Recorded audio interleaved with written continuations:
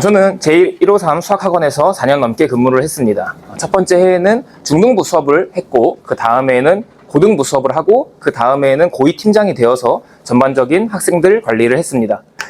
퇴사를 하고 가장 먼저 한 것은 강의 교재를 만드는 것이었습니다. 그 바탕으로 강의 교재를 만들었는데, 그게 이제 공통수학2 2차와 대수 1차입니다. 1차는 개념 위주의 좀 탄탄한 기본기를 다지는 수업이고, 2차는 개념을 알고 있는 학생들을 대상으로 학생들에게 이제 고난도 문제에 적용하는 훈련을 하는 수업입니다. 예. 내용은 개념 설명을 위한 공간과 그리고 유형별로 제가 풀어줄 대표 문제, 그리고 학생들이 직접 풀 유제로 있고, 요거는 숙제로 나갈 자료입니다. 그러면 왜 매뉴얼 수학을 들어야 하는지 말씀드리겠습니다. 첫 번째로 여름방학은 너무 짧습니다. 공통수학2도 그렇고 대수도 그렇고 내용이 정말 많은데, 시중 교재를 사용하게 되면 상대적으로 좀 덜 중요한 내용까지 다 포함하고 있기 때문에 시간 안에 끝내기가 어려울 수 있습니다. 그래서 제가 교재를 만들 때 학생들에게 꼭 알려주고 싶은 내용들로만 구성을 해서 좀 더 효율적인 수업을 할 수 있습니다. 그리고 저는 원래 고2, 고3 위주의 수업을 해왔습니다. 실제로 예비 고2 학생들 처음 만나서 대수 수업을 하게 되면은 생각보다 대수를 좀 어려워했습니다. 그래서 왜 어려워하는지를 좀 봤더니, 물론 대수 자체가 어려워서 그런 것도 있지만 공통수학2에 나오는 원의 방정식이라든지 함수 부분이 약해서 그런 경우가 있었습니다. 실제로 원방 함수가 약하다 보니까 학생들은 그걸 이겨내고 극복하려고 하지 않고 그냥 시간만 어떻게든 버티고 좀 도망치려고 하는 경향이 있습니다. 그래서 공통수학2부터 좀 확실하게 알려줘야겠다라는 생각을 하게 되었고, 고1 2학기 수업을 시작하게 되었습니다. 단순히 고1 2학기에서 끝나는 그런 수준의 수업이 아니라 고2, 고3 때도 계속 도움이 되는 수업을 합니다. 세 번째로, 이게 가장 중요한 건데요. 학생들이 이제 왜 그렇게 푸는지를 알려줍니다. 물론 공부를 좀 잘하는 학생들은 어떻게 푸는지는 잘 압니다. 하지만 왜 그렇게 푸는지는 모를 때가 있어요. 어떻게 푸는지 아는 것만으로도 충분히 훌륭한 학생이지만, 왜 그렇게 푸는지 그 이유를 알아야 문제를 좀 더 유형별로 정리할 수 있고, 시험에 나왔을 때 당황하지 않고 근거 있는 풀이를 할 수 있습니다. 매뉴얼 수학에선 그것을 배울 수 있습니다. 제가 이렇게 자신있게 말씀드릴 수 있는 이유는 제 경험에 있습니다. 저는 공부를 좀 늦게 시작을 했습니다. 저는 고2 10월에 시작을 했는데요.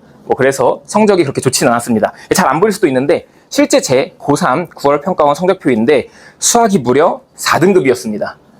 그래서 재수를 했고 또 열심히 공부를 해서 정확히 1년 후에는 100분이 100을 달성을 합니다. 감사합니다. 네. 많이 올랐죠. 그래서 그 올린 그 비결을 좀 말씀드리려고 하는데, 제가 이제 수학 공부를 하는데 뭔가가 좀 깨달은 바가 있었어요. 뭘 깨달았냐면은, 문제가 다 비슷비슷해 보이는 거예요. 그래서 이 문제랑 이 문제랑 좀 비슷하게 생겼네? 그러면 이 문제 푸는 방식으로 그대로 한번 풀어볼까? 했는데 이게 잘 풀리는 거예요. 그때 처음 알았습니다. 이게 유형이라는 것을. 그래서 유형별로 이제 풀이법이 정해져 있는데 저는 그걸 모르고 그냥 손 가는 대로 풀었던 거죠. 그래서 제가 어떤 생각을 했냐면은, 그러면은 그 풀이마다 이제 유형별로 다 정리를 해놓으면은 이제 시험에 어떤 문제가 나오든 다 풀 수 있겠네? 라는 생각을 하게 되었고, 그 당시 5개년 모의고사 기출을 뽑아가지고 나름대로 저만의 방식으로 이건 어떻게 푸는 거고 왜 그렇게 푸는지 나름 분석을 했습니다. 그래서 이 과정을 제가 6월에 시작을 했는데 정확히 7월 모의고사부터 단 한 번도 1등급을 놓친 적이 없습니다. 그래서 민망하네요.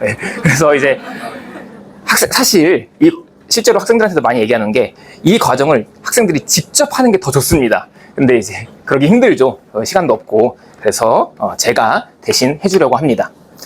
매뉴얼 수학에서 어떻게 수업을 하는지를 말씀드리겠습니다. 첫 번째로 이제 정확한 개념 설명이라고 써놨는데, 저는 대학에서 수학을 전공했습니다. 원래는 수학 교수가 되고 싶었어요. 그래서 이제 학교 다닐 때도 공부를 열심히 하고 또 나름 잘했습니다. 그러다 보니 정확한 개념 설명은 이제 기본이고, 사실 제가 수업을 할 때 제1순위로 잡는 목표가 있습니다. 그게 뭐냐면 수학의 재미를 알려주는 것입니다. 저는 학교 다닐 때 수학을 좋아했거든요. 뭐 잘하진 못하더라도 좋아는 했거든요. 왜냐하면 재밌었으니까. 그리고 재밌으니까 아무래도 공부를 한 번이라도 더 하게 되고, 또 공부를 하게 되면 성적이 뭐 조금이라도 오르게 되고, 또 성적이 오르니까 또 더 재밌고, 그럼 더 열심히 하게 되고, 이런 아주 좋은 선순환이 생기는 거죠. 이게 제 수업의 목표입니다. 실제로 저한테 수업을 듣고 저 때문에 이제 수학과를 갔다고 하는 학생들이 종종 있었습니다. 그거는 말려야 합니다. 그리고 두 번째로 이제 가끔 이런 질문을 하는 학생들도 있습니다. 선생님 수학을 왜 배워야 돼요? 이런 질문을 하는 학생들이 있는데, 이런 질문을 하는 학생들은 대부분이 좀 공부를 열심히 하고 또 이미 진로를 정한 학생들이 합니다. 공부를 열심히 안 하는 학생들은 이런 질문도 안 해요. 그래서 진로를 정했는데 본인 진로와 수학이랑 좀 거리가 멀 때 이렇게까지 해야 되냐 뭐 이런 식으로 질문을 합니다.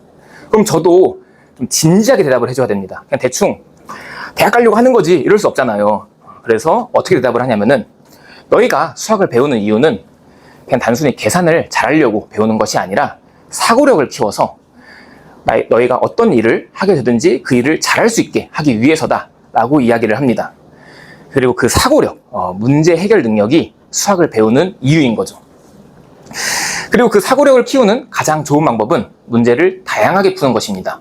문제를 다양하게 풀어서 좀 더 넓은 사고방식을 얻을 수 있고, 그 넓은 사고방식으로 앞으로 모든 일을 잘할 수 있게 되겠죠. 저는 학창시절 때부터 좀 해설지랑 다르게 푸는 것을 좋아했어요. 이 해설지 풀이가 좀 지루하고 좀 시간이 오래 걸릴 때가 있거든요. 그때 나 이렇게 풀기 싫은데 하면서 그냥 저만의 방식으로 맞든 틀리든 풀려고 했습니다.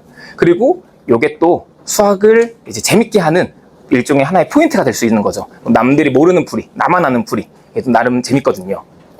그때부터 쌓아올린 노하우로 학생들에게 좀 더 폭넓은 시야를 보여줄 수 있습니다.